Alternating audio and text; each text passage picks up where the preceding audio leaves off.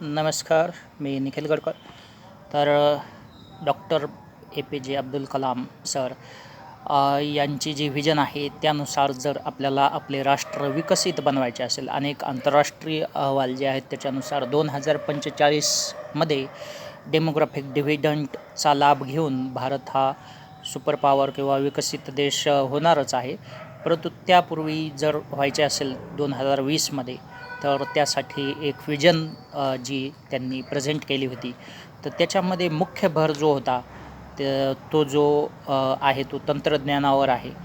तंत्रज्ञानाच्या माध्यमातून आपली जी साधनसंपत्ती आहे, नॅचरल रिसोर्सेस ते जे पडून आहेत त्यांचा योग्य सुयोग्य वापर करून आपल्या गरजा आणि आपली जी प्रगती आहे ती दोन्हीही साधता येईल. गरजा भागल्यानंतर पुढची प्रगतीही साधता येईल. म्हणजे सांस्कृतिकदृष्ट्या असेल, कलात्मकदृष्ट्या असेल, आध्यात्मिकदृष्ट्या असेल, वेगवेगळ्या पातळीवरची जी असेल ती प्रगती साधण्यासाठी सुरुवातीला गरजा तर भागल्या पाहिजे. तर त्या गरजा भागवण्यासाठी तंत्रज्ञानाची मदत घेऊ शकतो. म्हणजे तंत्रज्ञानाचं एवढं काय महत्त्व आहे? तर तंत्रज्ञानाचं महत्त्व म्हणजे एक उदाहरण थोडक्यात लक्षात घ्यायचं असलं, आता कोणताही कच्चा माल आपण जर घेतला आणि त्याच्यावर जर आपण प्रक्रिया केलेली नसेल, तर शेवटचा जो फिनिश प्रॉडक्ट असतो, शेवटचं जे उत्पादन असतं ते बनत नाही. आणि तेच माल, कच्चा माल दुसरा देश विकत घेऊन त्याच्यावर प्रक्रिया करून जे आहे उत्पादन, अंतिम उत्पादन बनवतं आणि ते पुन्हा आपल्याला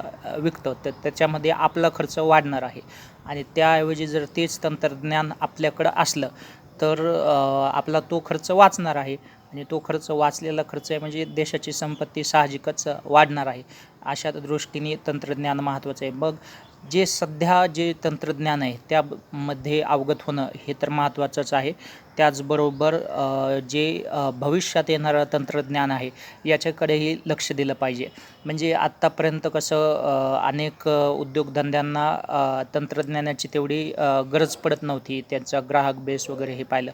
परंतु जर असे करोनासारखे संकट येत असले ज्याच्यातून आपल्याला काही नवीन जे सोल्युशन्स आहेत ते शोधावे लागत आहेत, किंवा अनेक वेगवेगळे आव्हानं असतील आणि भविष्यात आपली कार्यक्षमता आणि परिणामकारकता वाढवण्यासाठी उद्योगांना प्रगती करावंच लागणार आहे. आणि स्पर्धा आहे, आपण थांबलो म्हणून जग आपल्यासाठी थांबणार नाही.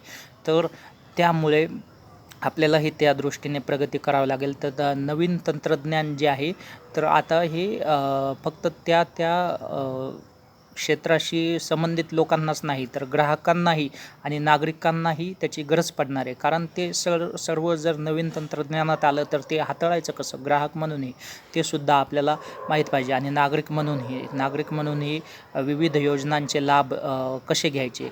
आता डिजिटल इंडिया आणि डिजिटलायझेशन आहे, जे डॉक्युमेंट्स आहेत डिजिलॉकर वगैरे आलेले आहेत, तरी अजून आपण त्या प्रमाणात त्याचा लाभ घेतलेला नाही. परंतु इथून पुढे तो आपल्याला घ्यावा लागला आणि त्याने आपलं आयुष्य आणखी सोपं होणार आहे. तंत्रज्ञानाची मदत घेऊन आयुष्य सोपं होणार आहे आणि आयुष्य गतिमान होणार आहे. तर गतिमान आयुष्यात आपलीही स्पीड राहावी म्हणून तंत्रज्ञानाविषयी आपल्याला माहीत पाहिजे. त्या दृष्टीने मग जर करायचं झालं तर आज आपण ह्या चांगल्या मुहूर्तावर, म्हणजे तसं तर कुणी अमर व्हावा असं वाटलं तर आपले जे सर आहेत doctor APJ Abdul Kalam sir, यांच्यासारख्या व्यक्तींनी जरूर अमर व्हावं आपल्याला असं वाटतं. परंतु आता नाईलाज आहे. प्रत्येक चांगल्या गोष्टीला अंत आहे. म्हणजे जरी त्यांच्या देहाला अंत असला तरी त्यांनी जे तत्त्व आणि जे मागं ठेवलेलं आहे कर्तृत्व, तर त्याच्या आधारे त्यांचं कार्य, त्यांची स्वप्न पूर्ण करण्यासाठी आपण प्रयत्न करायला पाहिजे. तर मग आता तंत्रज्ञान जर आपल्या देशात तोडीस-तोड, जगाच्या तोडीस-तोड, ग्लोबल स्टँडर्ड्स जे आहेत त्याच्या तोडीस-तोड जर बनायचं झालं तर आपल्याला काय करावं लागेल की तंत्रशिक्षण जे आहे त्याच्यामध्ये सुधारणा करावी लागेल. म्हणजे तंत्रशिक्षण सुधारणा करण्यासाठी सरकारही प्रयत्न करत असतं, परंतु कसं आहे, नागरिक म्हणून आपलाही त्याच्यामध्ये सहभाग पाहिजे आणि विद्यार्थी म्हणून विद्यार्थ्यांचाही सहभाग पाहिजे. आता बऱ्याच इंजिनिअरिंग कॉलेजमध्ये लॅब्स असतील, म्हणजे प्रयोगशाळा असतील त्याच्यामध्ये जुने इक्विपमेंट्स असतील, परंतु कधीही विद्यार्थी त्याच्याबद्दल तक्रार करत नाही. म्हणजे विद्यार्थ्यातच मुळात शिकण्याची जिज्ञासू वृत्ती पुरेशा प्रमाणात नाही आहे. हे कशामुळे झालेलं आहे की तंत्रशिक्षण तर आपण थोडं वयाच्या मोठ्या म्हणजे प्रौढ तेकडं झुकत असताना, माणूस प्रौढतेकडं झुकत असताना तंत्रशिक्षण आपल्याकडं शिकवलं जातं. तसं ते शालेय पातळीवरही थोड्या बहुत प्रमाणात आलं पाहिजे आणि ही काळाची गरज आहे. त्याचबरोबर शालेय शिक्षण जे आहे, जे पायाभूत शिक्षण आहे, तर तो बेस जो आहे, तो जो पाया आहे, तोही पक्कं होणं आवश्यक आहे. तिथंच शिकण्याची गोडी लागली पाहिजे. म्हणजे तंत्रज्ञान शिकण्यासाठी असे मुलं उत्सुक झाले पाहिजे. मग असं जर असलं तर जे जुने इक्विपमेंट्स आहेत किंवा काम न करणारे इक्विपमेंट्स आहेत त्याच्याबद्दल मुलं कमीत कमी विचार तरी कॉलेजच्या प्रशासनाला की हे असं आहे, आम्हाला व्यवस्थित आमचे प्रयोग करता येत नाही किंवा जे प्रयोग आहे त्याच्यामध्ये जो एरर आहे तो जास्त आहे, टॉलरन्स जो आहे तो जास्त आहे, तर अधिक अचूक प्रकारे आम्हाला हे करत नाही आणि अचूक पद्धतीने कार्यक्षमतेने गुणवत्तापूर्ण अशा पद्धतीने आम्हाला शिकता येत नाही, अशी तक्रार आपण फार क्वचित घडताना पाहतो.